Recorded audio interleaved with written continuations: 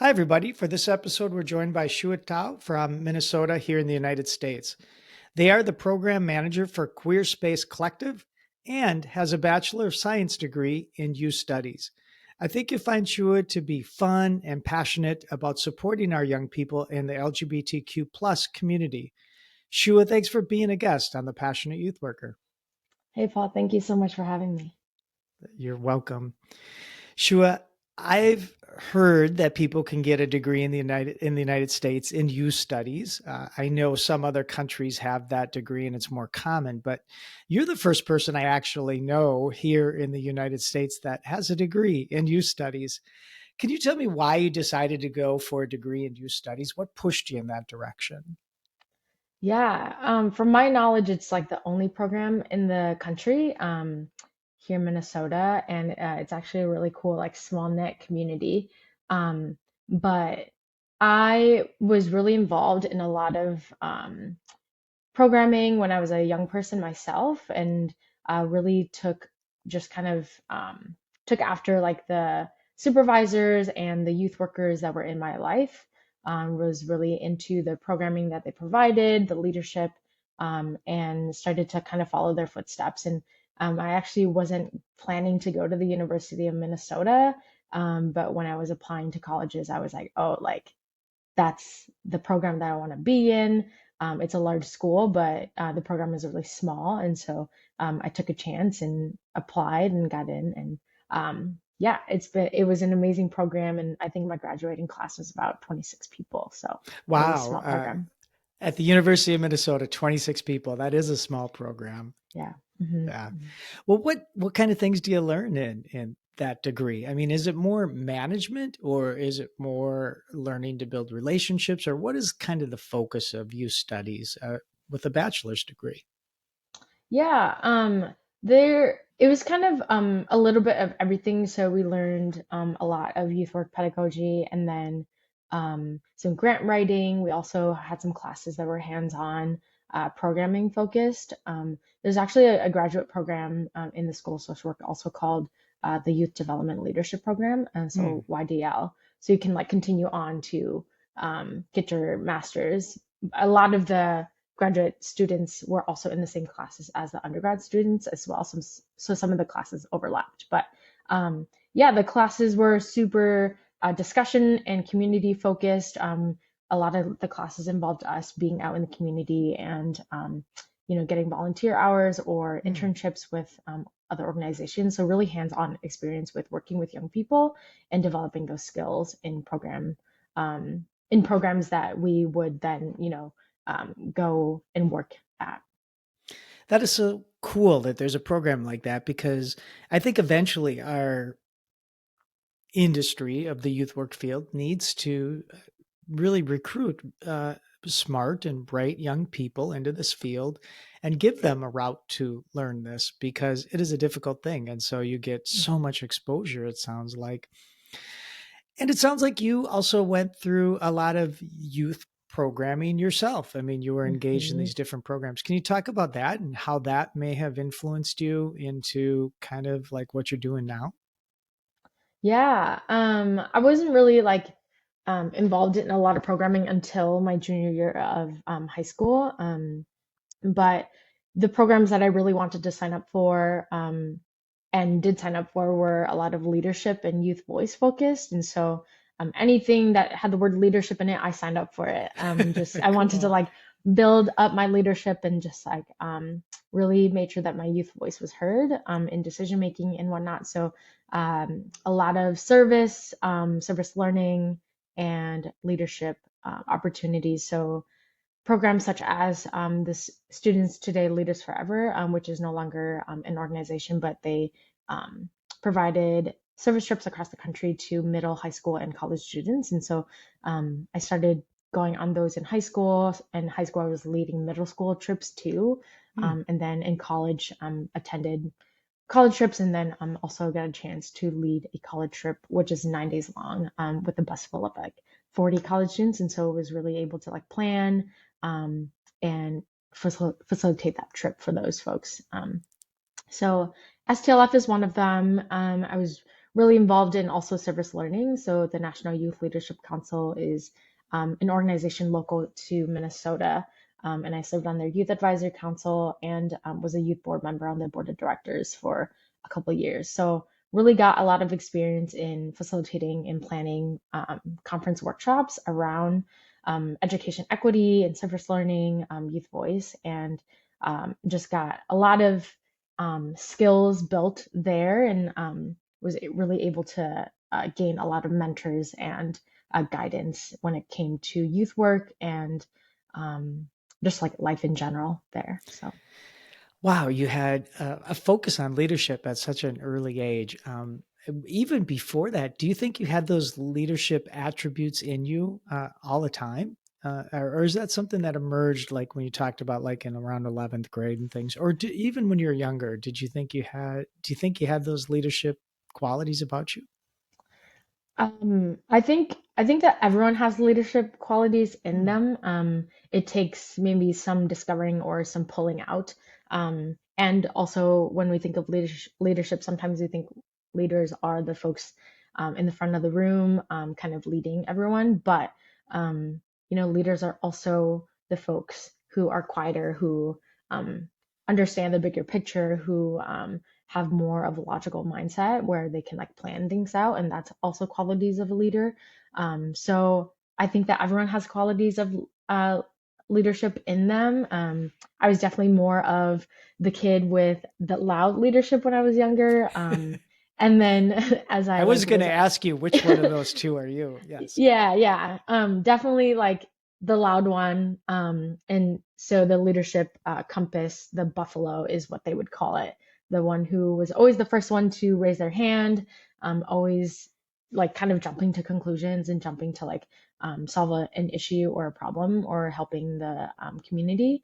Um, and as I grew older and learned more about leadership styles and whatnot, and was a part of these programs, I really tried to take a step back and work on my other leadership qualities. And so the logical mindset, the inclusion of like everyone in the room, and then I'm forgetting the other one. Oh, the bigger picture, making sure that I see the bigger picture when I'm working on specific details on things.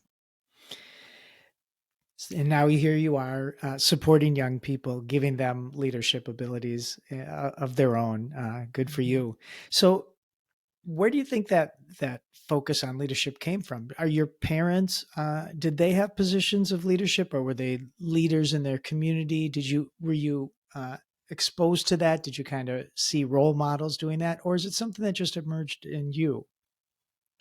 Um, I don't, I wouldn't necessarily say that my parents had like roles in the community or in their jobs per se in leadership roles, but my mom like really knows how to bring a room together, and a lot of people Hmm. like listen to her, and she's just like really great with people, and I feel like I get my qualities of doing that from my mom. My dad was more on the quieter side, um, and wasn't like he didn't say much a lot of the times, but um, was still able to like, contribute. And he actually passed 2 years ago, but when he did pass, like a lot of his cousins and brothers and relatives and whatnot, so like a lot of my uncles, just shared stories about how loyal and how much how greatly like he brought communities together. And so that was really neat to hear too. Yeah, he sounds like a great person. It sounds like your mom has just kind of that natural ability to kind of work a room or get Hmm. everybody to listen to what she has to say. So sounds like you had good parents, and they were immigrants, right? I think I remember that correctly. Yeah, so both my parents were from Laos, and then went over to Thailand due to the Vietnam and Secret War, and from there came to the U.S. They weren't together yet. Both of my parents came to the U.S. when they were teenagers, and then they met in California, got married, had my brother, and then moved to Minnesota to have the rest of my five siblings and I. So. Yeah.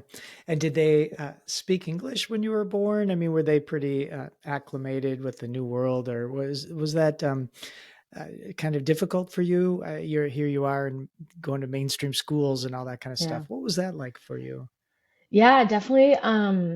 Something that I've been kind of dealing with not dealing with, but like, really reflecting on in the past couple of years, on having refugee immigrant parents.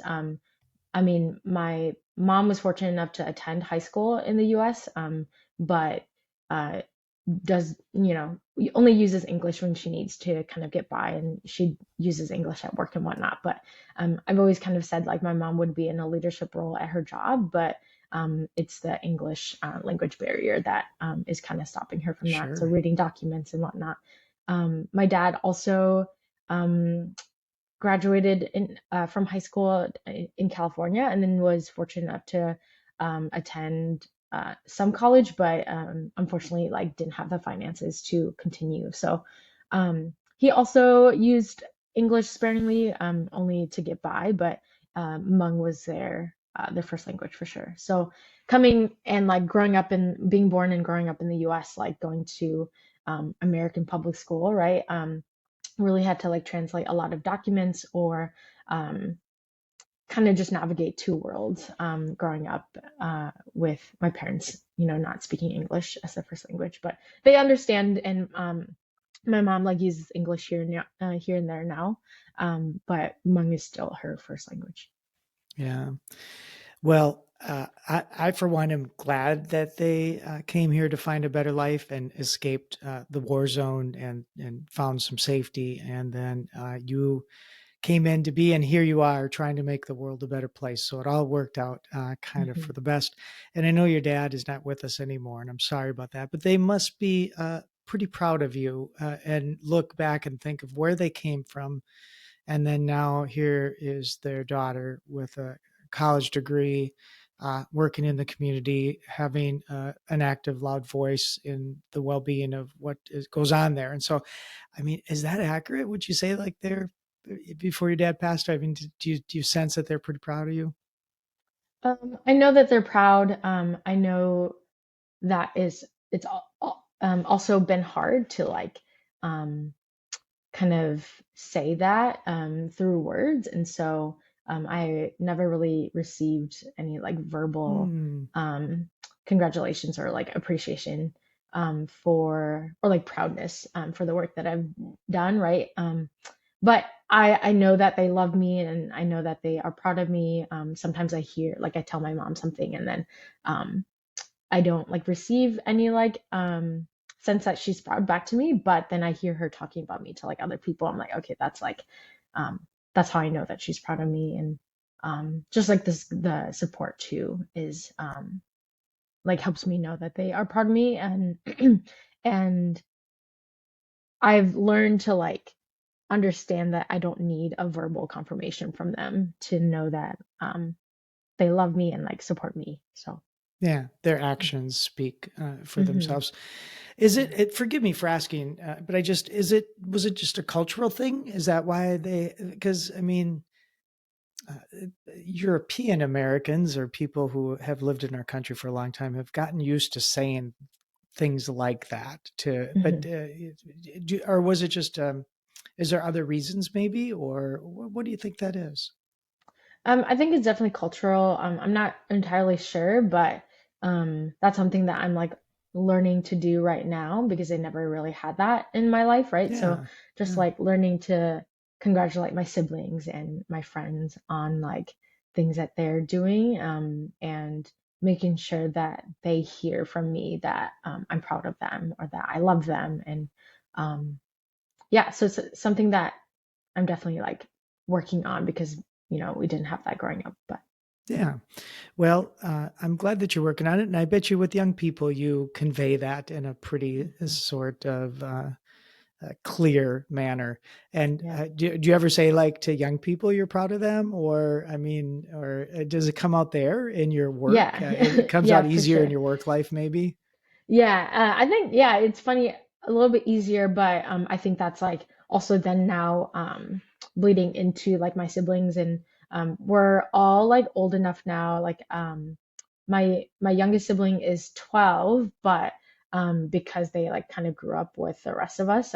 My second youngest sibling is um, 22, so there was a huge age gap there, and we're all just like learning and like growing together as we like learn to support each other, as we're older and whatnot. So teaching our youngest sibling to like also learn these skills of like verbally appreciating other folks is pretty neat to like be able to do that together as we're like now older and like more conscious of like how we're kind of moving through the world.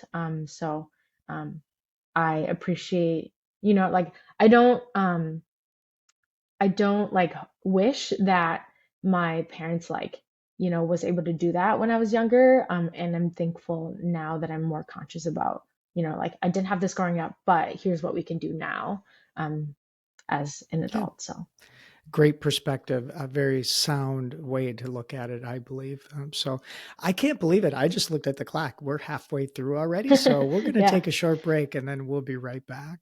sounds good.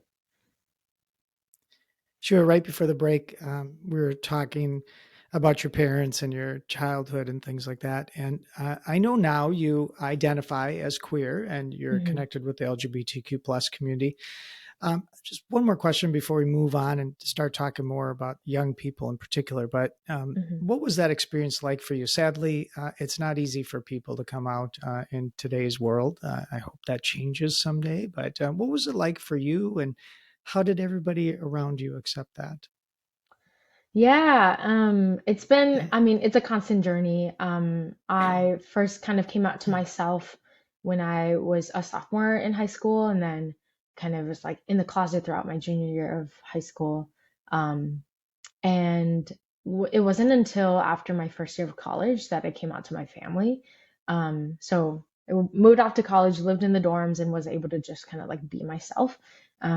It's kind of funny, like I hear my college friends now like tell me like, "Oh my gosh, you were the queer friend," and I don't remember like coming out my Mm, first year of college, just like had a space to be myself, and so it's kind of funny that they say that. I think it was just comfortable enough to emulate my queer identity. But after my first year of college, I was I was seeing somebody at the time and decided that it was time to let my family know. And so I came out to my siblings first, and I was really trying to be conscious of like if this goes poorly, like what happens. And so if I got kicked out, I was working at a camp that summer, and so I was made sure to do it before that, just in case I did get kicked out, that I could then move off to camp and work there and get housing for 3 months. But um, yeah, came out to my siblings first, and they were all pretty supportive. Um, and then I came out to my parents, and that did not go well. And they didn't kick me out or anything, but just a lot of like disapproval for my queer identity, and that was really hard. Honestly, it was hard because then I kind of felt like I had already been living my free self like for a year at college, and then to come out and then be disapproved by my parents was really hard. And then I moved off to camp and worked there for 3 months, and I kind of actually went back into the closet because I was afraid that parents of campers would, not mm, want their camper to be in a cabin with a mm, queer camp counselor. And so just kind of like went back into the closet with that fear. I also wasn't really out to a lot of the other camp counselors, just with the fear of like rejection there too. And then with the constant like flow of campers coming each week, like it just made it hard to like have a constant um, flow of my summer. And so I actually was kind of fell into like uh, a depression during that summer, but didn't know at the time, and it was just really tough. And then I came back from working at camp and moved into an apartment with some friends, and just like didn't really talk about it with my parents, and so that was really hard. But I kind of lived my life at college, and then at home I'll kind of, I was under their roof, so just had to kind of do whatever that they asked, which was tough. Yeah. But was thankful that I was able to um, pay myself to like live on my own and stuff like throughout college too. So, Yeah, thank you for sharing your story. As a straight person, I can't imagine what it would be like to have people work against you just for who you choose to identify as or who you mhm, choose to love. I can't imagine how difficult that must be. And we know there's a lot of young people struggling with that, like you did, and mhm. now you're there to support them.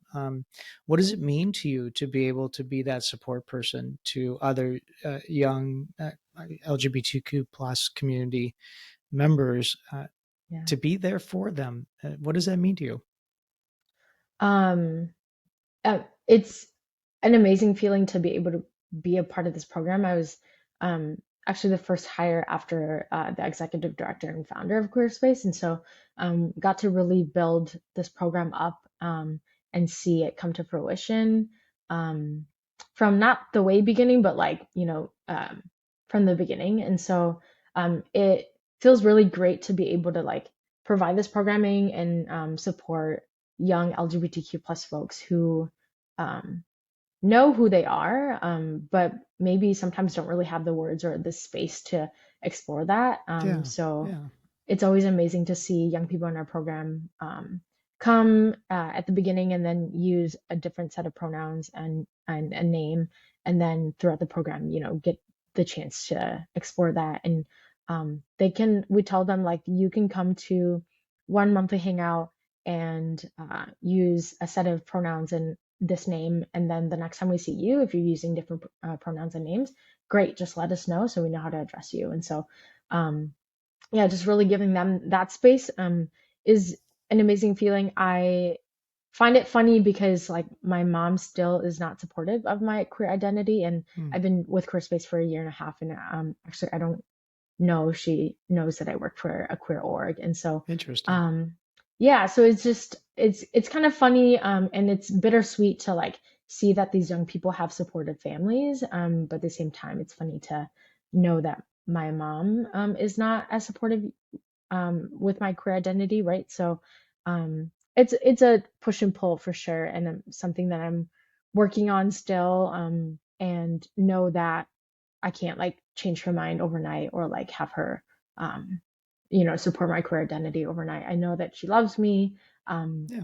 and I love her, but there's just some differences that, she might not understand, which is, totally understandable as well.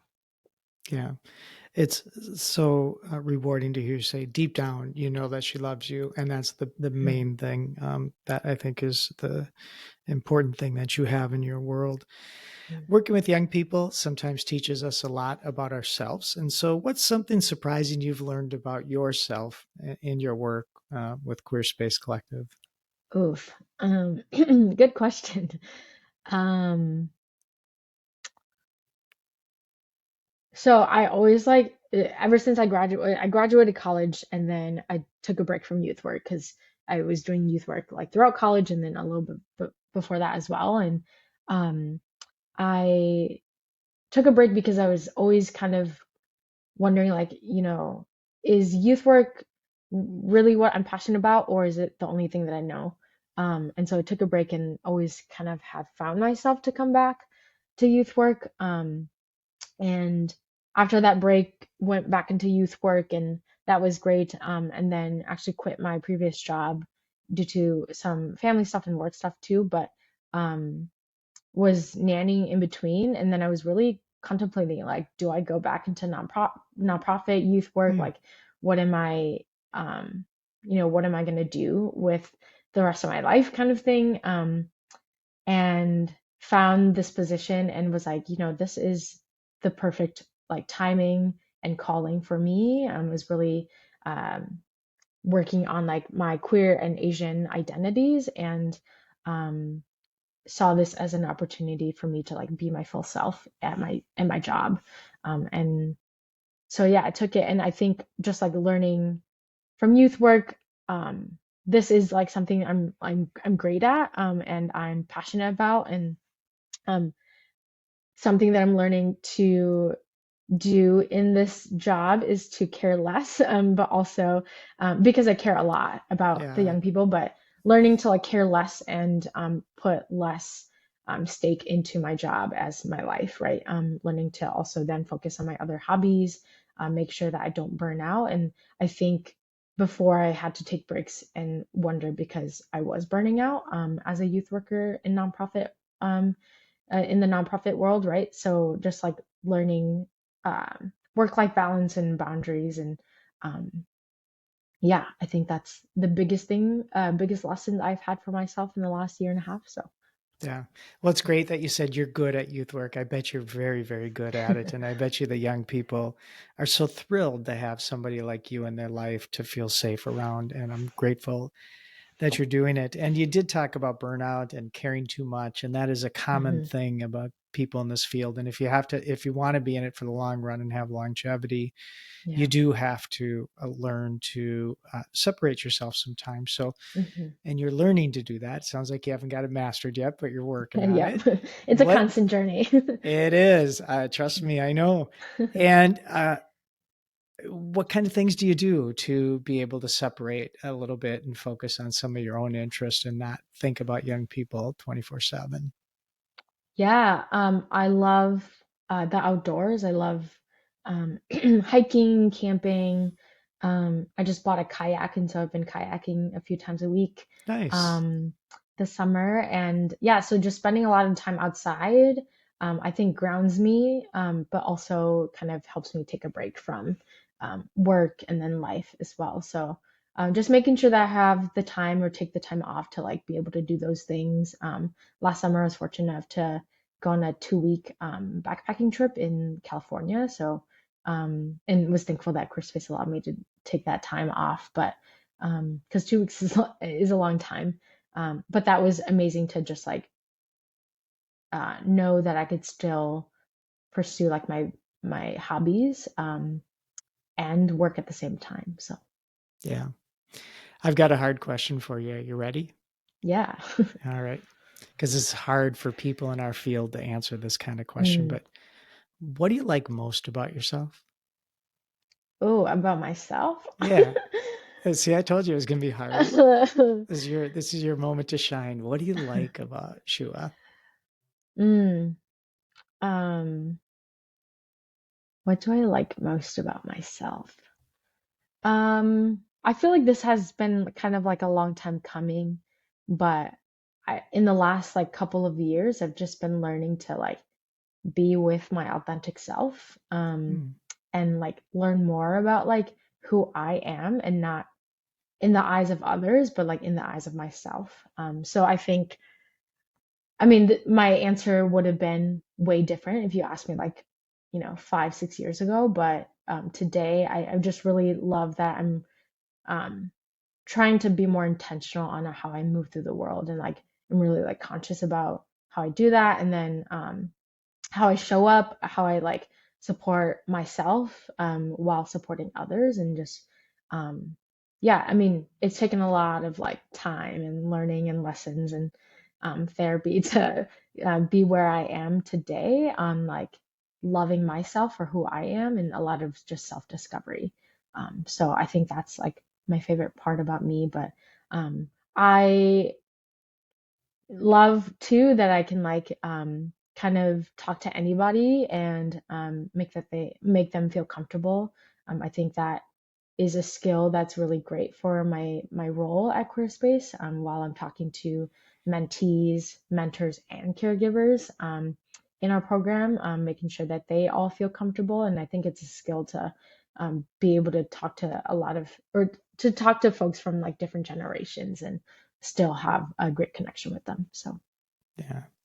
Well, you answered that very, very thoughtfully and very well. And I am so grateful that you are being intentional and becoming your authentic self, because I can tell you from somebody who doesn't know you really well, but has gotten to meet you a few times now, you come across as a very authentic individual, a very unique person that seems grounded in who they are and mm, what they want to accomplish in their lifetime. And I think that is going to only grow with you. I think over time, your willingness to be self-reflective and Mm. self-aware are a strength that I just see you having. And I am grateful that you are taking those skills and trying to role model those and help other young people develop that themselves, because the Mm. people, I don't have to tell you, you know this better than me, in the LGBTQ plus community have a lot of headwind against them for everything that they're Hmm. trying to become in this world and become their authentic self. And it's not easy. It's